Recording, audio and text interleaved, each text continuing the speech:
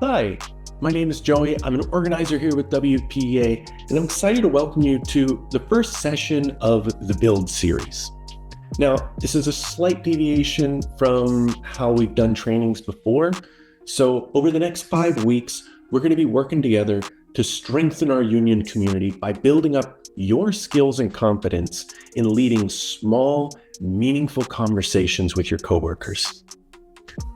Now, this series is designed to empower each of us to actively engage our fellow members, to foster connections, and ultimately for each of you to feel equipped to host your own member-led meetings. So, by the end of these 5 weeks, each of you will have practical tools and experience to lead conversations that build our union's collective power. From the most local level with just 2 coworkers talking together to broad union strength that comes when departments and entire workplaces coordinate towards shared goals. So here's a quick look at what we'll cover each week. So the first week focuses on building community, and we'll explore the importance of community today and what it means to each of us. Next week, we'll dive into conversation skills, learning how to start and how to guide impactful discussions. In the third week, we'll discuss how to identify topics and goals for our conversations to make sure that they're focused on issues that resonate with members so that we can drive our collective efforts forward. In the fourth week, it's about laying out a plan. In the fourth session, we'll dive into the essentials of structuring an effective meeting. You don't want to just have a meeting for no reason. You want to have a plan. And we'll cover how to set a clear agenda, how to organize discussion points, and how to assign some important roles so that you and everyone else in the room are prepared to participate and have an effective meeting. And in the fifth and final week, we'll teach you how to develop facilitation skills. So we want to make sure that you're able to have that meeting run really smoothly and effectively. You'll learn techniques for a lot of what I do during our Unity meetings, making sure that you can guide discussions, keep conversations on track, and encourage participation from everyone in attendance. We'll also cover strategies throughout the series for handling challenging moments, like addressing differing opinions or managing time constraints if you find you're getting out of the agenda. By practicing these facilitation skills and the other skills that we'll cover in this series, hopefully you will gain the confidence to lead your own meetings, ensuring that they are engaging, respectful, and goal-oriented. Throughout this series, we're not just learning skills, we're building a foundation of trust and connection that'll help make our union stronger and more unified. When we engage in conversations, we remind each other that the union is not just the staff and the stewards. The union is all of us, every member. And so let's take this first step together and start thinking about the kinds of conversations and meetings that would make our union community stronger. To get us started, I'd like to hear from you. So I want you to take a moment and think about, what does community mean to you? And when you think about community inside of a union, why do you feel like this idea is important for our success? So take a moment for just 2 or 3 minutes and really think about that question.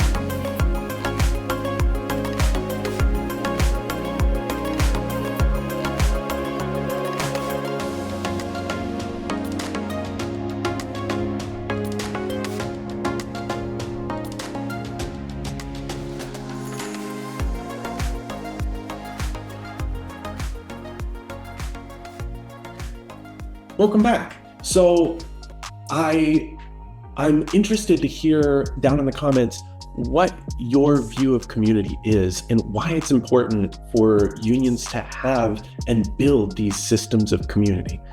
But I want you to keep in mind that community in the union context, while it does foster collective power, it also creates a strong network of support, not only for workplace concerns, but for all efforts where a helping hand is needed. Every conversation, every connection we build strengthens that network, and it empowers us all. Now, to illustrate the power of small member-led meetings, I want to share a story from my time as a steward at Clark College before I came to work at WPA. There, we held regular member meetings, and each time a member raised an issue, it sparked something that was beyond just an immediate response from us stewards. When an issue was brought up, it didn't just prompt us to determine what's our next action, what's our next step, like filing an information request. No, it had a ripple effect. Coworkers in other departments that were at that meeting would hear about this issue, and they'd start asking questions. And before long, organic conversations began spreading all across campus about that issue. And that made the issue more visible. It gave it traction, and it gave it support beyond the directly affected department, those who closely see that issue every day. And this experience shows how these meetings aren't really just about solving immediate concerns. They're about building visibility, building solidarity and collective awareness across all departments and shared amongst all of your coworkers. Every conversation we have, whether it's just a few members or many, can lead to a broader understanding of the varied and unique experiences across our workforce. And that promotes that visibility and unity. So all of this to say, small member-led conversations are really powerful tools for creating real change, while also strengthening our union from within. So I want to start by brainstorming together about the kinds of conversations that we could bring into our own union meetings to strengthen that sense of community and connection. So if you have someone who's watching this video with you, or if you just want to take this exercise on your own, I want you to take the next 20 minutes to have a conversation, like I said, either with that person that's with you or just a conversation with yourself to explore. And I want you to brainstorm the types of discussions or meetings that you'd like to see within our union.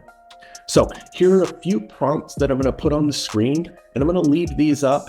So some of these prompts are like, what topics would you want to talk about with members? What challenges could we explore together to find shared solutions? Or how can we make these spaces feel welcoming and safe for everyone? Now, keep in mind, when you're talking in a group, if you're like say you're watching this video in a member meeting and there's a lot of people in the room, the first thing you want to do is to introduce yourself to everybody. So do a round of introductions. What's your name? What's your employer if you're coming from different employers? And what's your job? Just basically like, what's your classification? Now, after that, something else that's really important to do if you're working in a group is to designate a recorder. Whenever you're having a meeting, whenever you're having a discussion, it really requires everyone's full attention. If you are the speaker, it requires your full attention to understand and be able to elicit the idea that you're trying to convey. And if you are not speaking, it should require your full attention to listen to what that person is saying. However, you also want to make sure that someone is a recorder so that their job is not to fully absorb what is being spoken, nor to prepare or give large statements. Their job is to capture what is being said, capture the ideas. And so that way, if someone isn't able to attend that meeting, or if you just want to convey some great thoughts that came out of that discussion, someone is there to capture that. So do some introductions and then assign a recorder.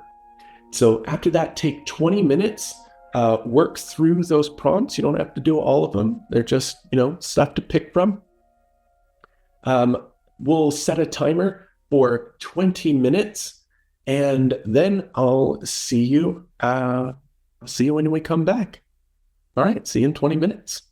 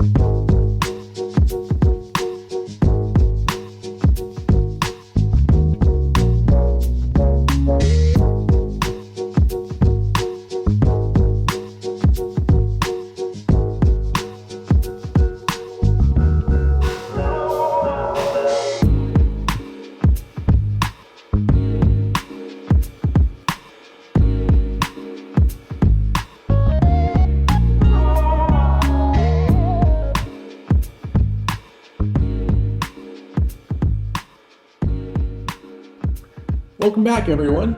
I hope you all had some great discussions. Now, I'd like to hear from your group's recorder or if you're working by yourself, some internal thoughts that you came up with during this exercise.